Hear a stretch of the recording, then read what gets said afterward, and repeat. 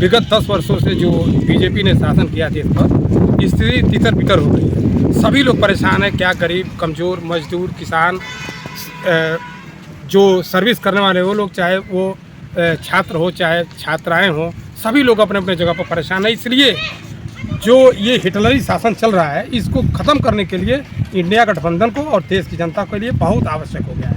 बिल्कुल आप सभी पत्रकार बंधुओं का और देश की तमाम जनता का, गरीब, कमज़ोर, मजदूर सभी लोगों का अपार समर्थन मिला।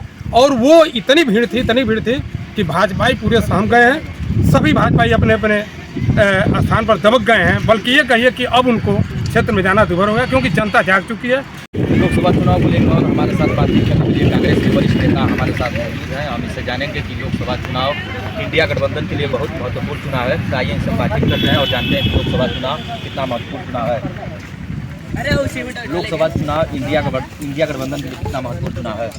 यह चुनाव इंडिया गठबंधन के लिए और देश के आवाम के लिए भी बहुत महत्वपूर्ण है, क्योंकि विगत 10 वर्षों से जो बीजेपी ने शासन किया देश पर, स्थिति तितर बितर हो गई है। सभी लोग परेशान हैं, क्या गरीब, कमज़ोर, मजदूर, किसान, जो सर्विस करने वाले वो लोग, चाहे वो छात्र हो चाहे छात्राएं हो, सभी लोग अपने अपने जगह पर परेशान हैं। इसलिए जो ये हिटलरी शासन चल रहा है, इसको ख़त्म करने के लिए इंडिया गठबंधन को और देश की जनता के लिए बहुत आवश्यक हो गया है।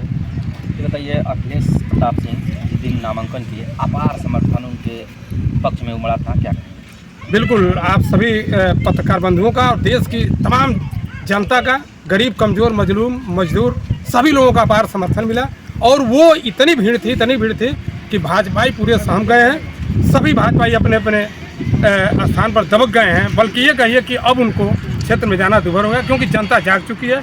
जनता समझ चुकी है कि हमारे साथ 10 साल के अंदर क्या अन्याय हुआ है। क्या यह भीड़ वोट में तब्दील हो पाएगा? बिल्कुल एकदम हो रहा है। बल्कि ये कहिए कि भीड़ की चौगुना जनता जो है वो वोट के रूप में तब्दील हो रही है। मैं गांव में जा रहा हूँ, लोगों से मिल रहा हूँ, गरीबों तक सबसे अंतिम व्यक्ति कांग्रेस को और इंडिया गठबंधन के समर्थन में खड़ा है।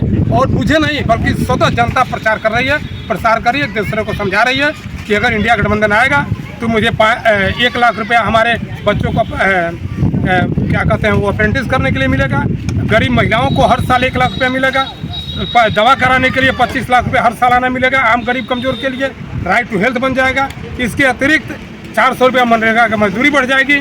इसके अलावा जो 30 लाख पद खाली पड़े हैं उनका तुरंत भर्ती निकलेगी, तुरंत भर्ती कराई जाएगी नौजवानों को। और अग्निवीर जो योजना बीजेपी की है उसको तत्काल बंद करके और नौजवानों को अस्थायी नौकरी देने का काम हमारी सरकार करेगी। प्रमुख मुद्दे क्या रहे हैं? जैसे आप लोग जनता के बीच जा रहे हैं, क्या समझा रहे हैं जनता को? हम जनता को अपनी पहले तो मैनिफेस्टो को समझा रहे हैं कि अगर मेरी सरकार आती है तो आपके अच्छे दिन आने के लिए आपको 1 लाख रुपया महीना जो सालाना जो मैंने कहा कि महिलाओं को, गरीब महिलाओं को मिलेगा।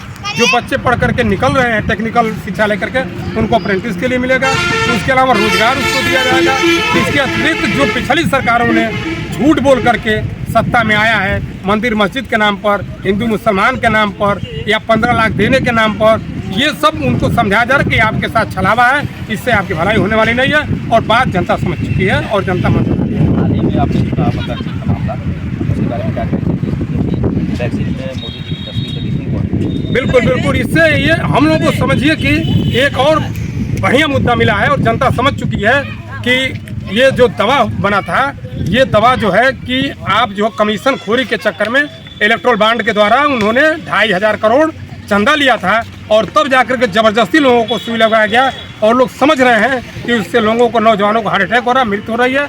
इससे हम सब का नुकसान है। और सरकार ने जब देखा है कि मेरी शिक्षा लेदर हो रहा है तो उन्होंने वहाँ से अपना फोटो हटवा लिया है। जनता में क्या संदेश जा रहा है?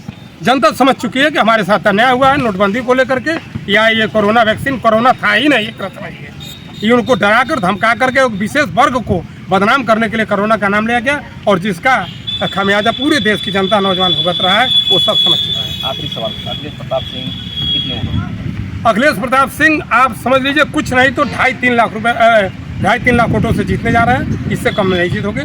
सभी जनता एकदम पूरी तरह से तैयार हो चुकी है। बिल्कुल कॉन्फिडेंस है। मैं गांव में जा रहा हूं, लोगों से मिल रहा हूं, गरीब, कमजोर, मजदूर, किसान से मैं मिल रहा हूं। उनकी आवाज़ बता रही है कि इस बार अखिलेश प्रताप सिंह को कोई रोक नहीं पाएगा जीतने के लिए। और क्यों न जीते, विकास शुरू से अपने बगल में रुद्रपुर विधायक रहते हुए एक बार जब उनकी सरकार नहीं थी, माननीय अखिलेश यादव से मिल करके और रुद्रपुर को चमका दिया। अखिलेश यादव से मिल करके आपको यहाँ पर ट्रामा सेंटर बनवाया, मेडिकल कॉलेज का वो लाइसेंस दिलवाया।